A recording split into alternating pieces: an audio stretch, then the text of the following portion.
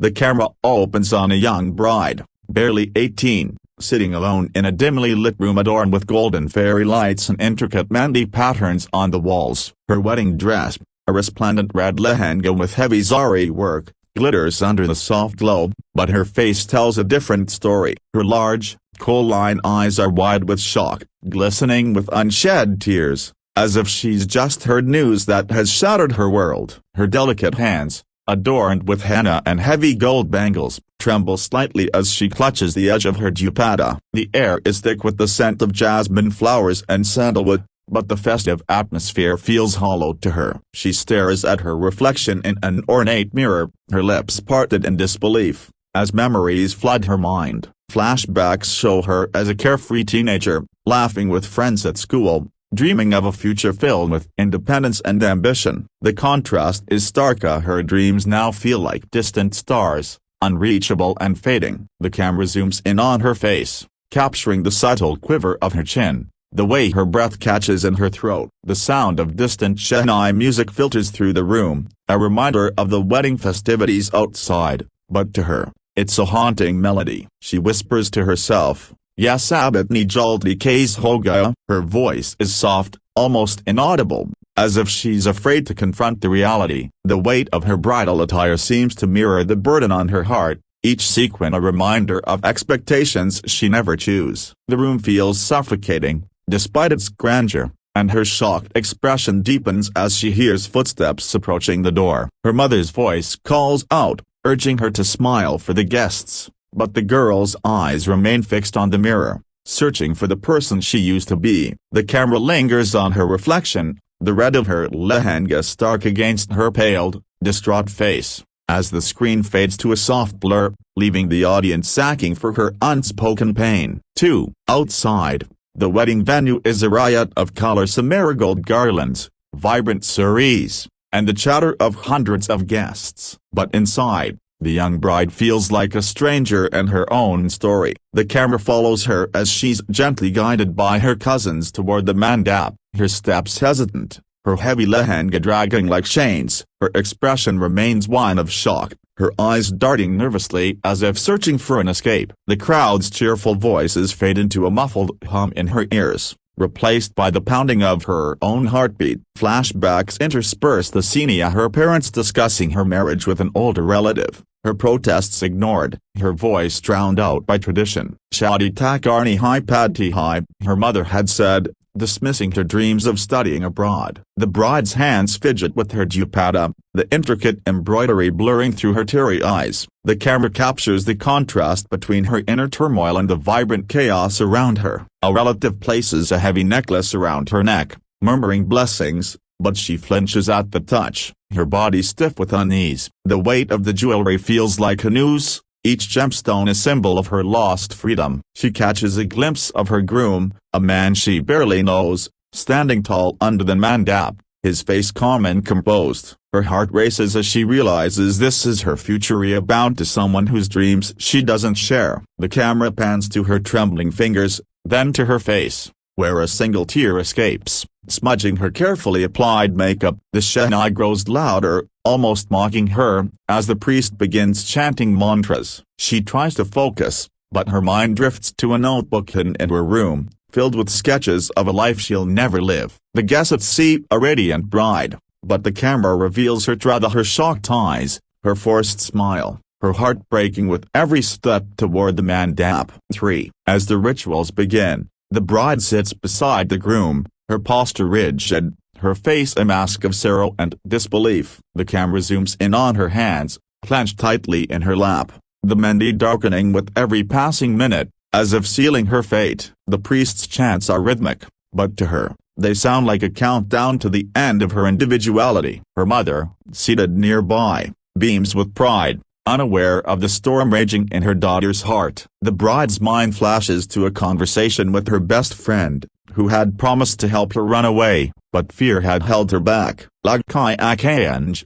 She had thought, the weight of societal judgment heavier than her bridal attire. The camera captures her glancing at the crowd, their faces a blur of smiles and expectations. An elderly aunt whispers about how lucky she is to marry into a good family, but the words feel hollow. Her groom, polite but distant, offers her a garland, and she accepts it mechanically, her hands shaking. The camera lingers on her shocked expression as the garland rests around her neck, a symbol of a bond she doesn't feel. Her thoughts spiral. How did she end up here, at 18, when she had plans to become a doctor, to travel the world, to live on her own terms? The fire in the oven crackles, its warmth a stark contrast to the cold dread in her chest. The camera shifts to a close-up of her eyes, wide and glistening, reflecting the flames. A relative nudges her to smile for the photographer, and she forces a weak curve of her lips, but her eyes betray her. The weight of her centaur-laden mantica presses against her forehead,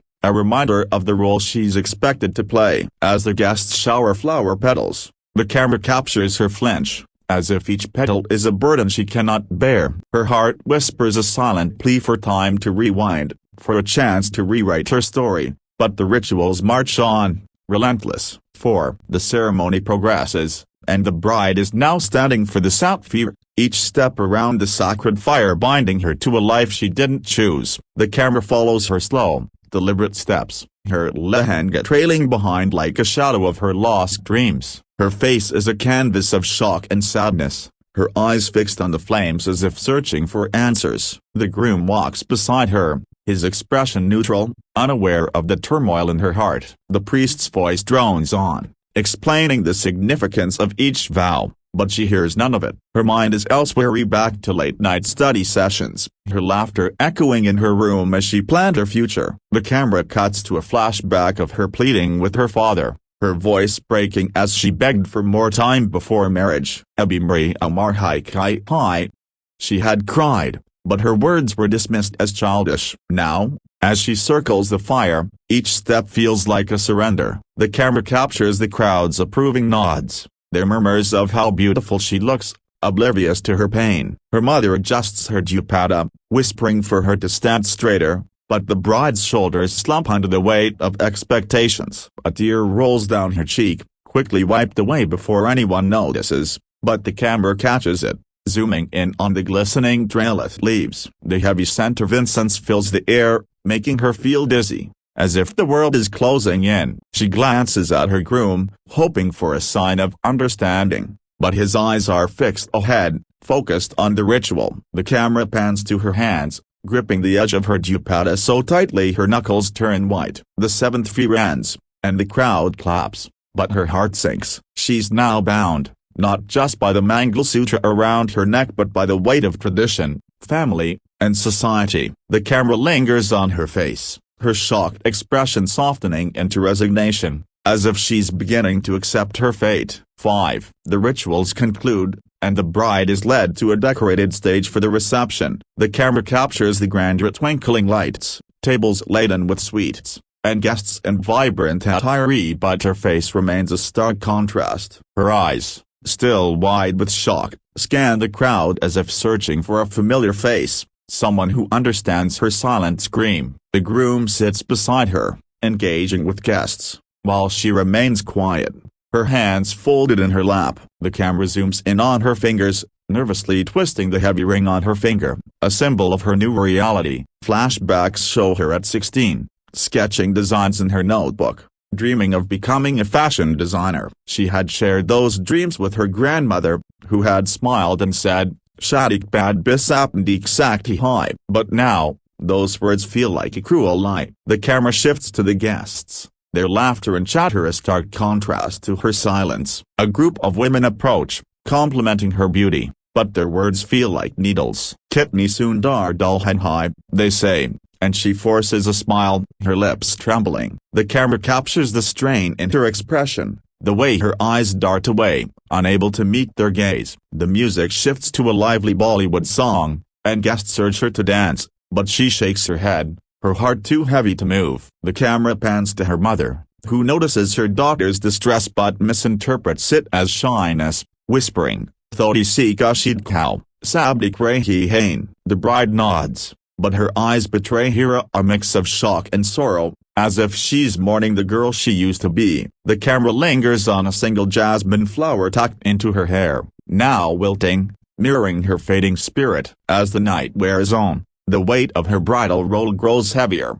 and the camera captures her stealing a glance at the exit, a fleeting thought of escape crossing her mind. 6. The reception continues, but the bride's mind is far from the celebration. The camera follows her as she's pulled into photographs, her smile mechanical, her eyes distant. The flash of cameras feels like an assault, each click capturing a moment she doesn't want to remember. Her groom, now holding her hand, senses her unease but attributes it to fatigue, offering her a glass of water. She accepts it silently, her fingers brushing against his, but there's no warmth in the touch. The camera zooms in on her face, her shocked expression softening into a quiet sadness as she realizes this is her reality now. Flashbacks show her at a college fair, excitedly collecting brochures for courses abroad, her eyes sparkling with hope. That girl feels like a stranger now, buried under layers of silk and tradition. The camera pans to the guests, their faces a blur of congratulations and expectations, unaware of the storm within her. A cousin teases her about her new life, joking about her happily ever after, but the words sting. She wants to scream that this isn't her fairy tale, but her voice is trapped. The camera captures her glancing at her parents, their proud smiles a painful reminder of their expectations. Her mother had once said, "Yes, ab tum hair bail cly high," but the bride wonders whose good this really serves. The weight of her Mangalsutra presses against her chest, a constant reminder of her new identity. The camera lingers on her eyes, reflecting the twinkling lights around her, but they're filled with a haunting emptiness. As the night progresses, she's asked to cut a cake with her groom, and the crowd cheers, but her hands tremble as she holds the knife. The camera zooms in on the cake, a symbol of celebration, but to her, it's just another ritual she must endure. Her shocked expression returns as she realizes there's no turning back now. 7. As the night draws to a close, the bride is led to the Griha Pravesh, the ritual marking her entry into her new home. The camera captures her standing at the threshold, a silver plate of rice in her hands, her lehenga pooling around her feet. Her face is a mix of exhaustion and shock, her eyes red from holding back tears. The groom's family welcomes her with smiles, but she feels like an outsider, a stranger in a house that's now hers. The camera zooms in on the rice grains spilling from her trembling hands as she tilts the plate, a tradition meant to bring prosperity, but to her, it feels like scattering her dreams. Flashbacks show her sneaking out to meet friends, giggling under streetlights, planning a life of freedom. Now, each step into this new house feels like a step away from that girl. The camera captures the warmth of the new family, their voices softer and welcoming, but her heart is cold with fear. What will this life hold? Will she ever find herself again? The camera lingers on her face as she steps over the threshold,